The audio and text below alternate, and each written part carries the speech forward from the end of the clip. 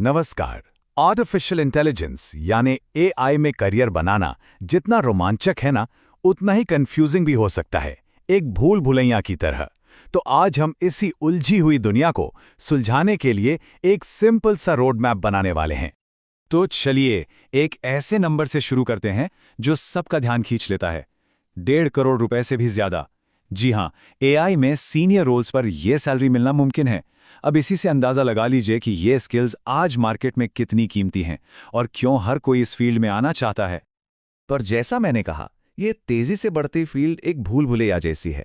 AI prompt engineer, AI robotics specialist, न जाने कितने ही जॉब टाइटल्स हैं। इतने सारे ऑप्शंस में ये समझना वाकई मुश्किल हो जाता है कि भी शुरू कहाँ से करें। तो चलिए इसी कंफ्यूजन को दूर करते हैं। आज के इस सफर में हम क्या क्या देखने वाले हैं। पहले तो हम इस एआई करियर की भूल भुलैया को समझेंगे, फिर देखेंगे दो मेन रास्ते, स्पेशलिस्ट और जनरलिस्ट। इसके बाद बात होगी एआई टूलकिट की, और आखिर में सबसे जरूरी, अपनी काबिलियत साबित कैसे करें। ठीक है, तो सबसे पहले सेक्शन में गोता लगाते हैं। यहां हम देखेंगे कि कैसे एआई करियर में एक तरफ जबरदस्त मौके हैं और दूसरी तरफ उतनी ही ज्यादा कंफ्यूजन। डिमांड की बात करें तो एआई प्रोफेशनल्स की जरूरत तो बस आसमान छू रही है। जरा इस चार्ट को देखिए, जो ओवरऑल जॉब ग्रोथ है वो है करीब 4%, लेकिन एआई से जुड़े रोल्स जैसे कंप्यूटर साइंटिस्ट, उनकी ग्रोथ का अनुमान है 26%, मतलब देश के एवरेज से 6 गुना से भी ज्यादा। ये वाकई एक जबरदस्त उछाल है। तो मतलब साफ है ना? असली चैलेंज मौकों की कमी नहीं है। असली चैलेंज है कि इतने सारे रास्तों में से अपने लिए सही रास्ता चुना कैसे जाए। और ये सफर शुरू होता है एक बहुत बड़े बुनियादी फैसले से। फैसला ये कि क्या किसी एक चीज में बहुत गहराई तक जाना है या फिर कई चीजों के बारे में जानना है। मतलब एक स्पेशलिस्ट बनना है या एक जनरलिस्ट। चलिए अब इन दोनों रास्तों को थोड़ा करीब से समझते हैं और शुरुआत करते हैं पहले रास्ते से, स्पेशलिस्ट। तो एआई स्पेशलिस्ट कौन होता है? सोचिए, ये वो इंसान है जो एआई की दुनिया के किसी एक खास कोने में, जैसे कि नेचुरल लैंग्वेज प्रोसेसिंग या कंप्यूटर विजन, बहुत गहरी खुदाई करता है। वो उस फील्ड का गो टू एक्सपर्ट बन जाता है, जिसे सबसे मुश्किल प्रॉब्लम सॉल्व करने के लिए बुलाया जाता है। तो इस गहरी नॉलेज की वैल्यू क्या है? इनकी असली कीमत है टेक्निकल एक्सीलेंस में, नई नई खोज करने में। ये लोग एकदम कटिंग एज रिसर्च करते हैं, एल्गोरिदम्स बनाते हैं।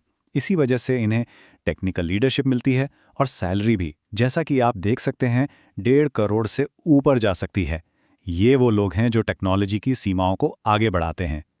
अब चलते हैं सिक्के के दूसरे पहलू की तरफ। ये एक ऐसा रोल है जो आजकल बहुत तेजी से जरूरी होता जा रहा है, एआई जनरलिस्ट। अब एआई जर्नलिस्ट की सुपर पावर क्या है? वो है इनकी वर्सैटिलिटी, यानी बहुमुखी प्रतिभा। इनके पास कई एआई फील्ड्स की जानकारी होती है और ये टेक टीम और बिजनेस टीम के बीच एक पुल की तरह काम करते हैं।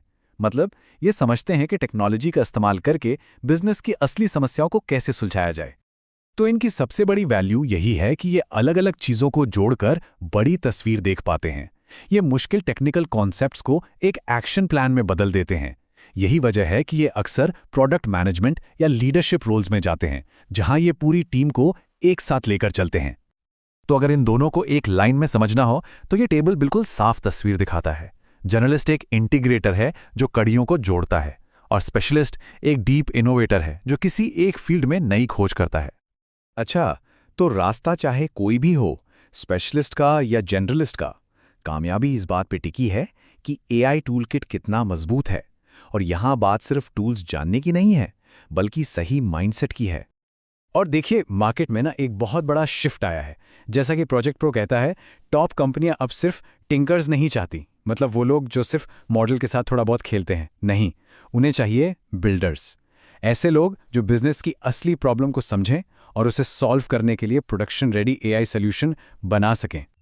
तो एक बिल्डर के टूल किट में क्या क्या होना चाहिए?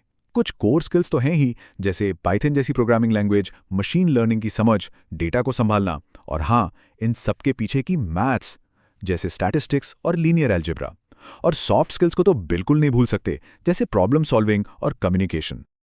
और ये जो आप 4 स्टेप्स देख रहे हैं, यही है बिल्डर की असली मानसिकता।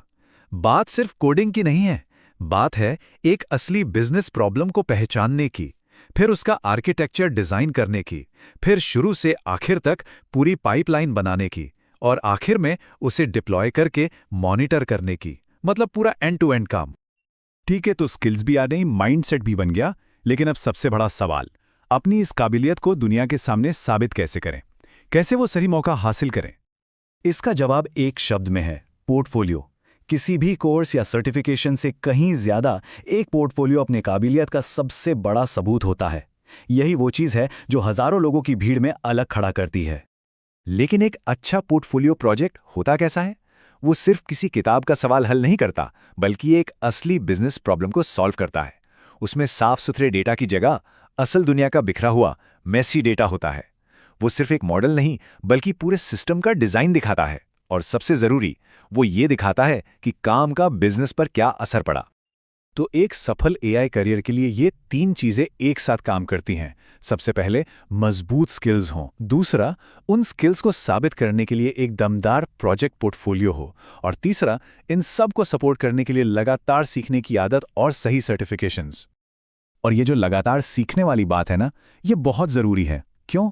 क्योंकि एआई की दुनिया इतनी तेजी से बदल रही है कि जो चीज आज सबसे नई है, हो सकता है कल तक वो पुरानी हो जाए।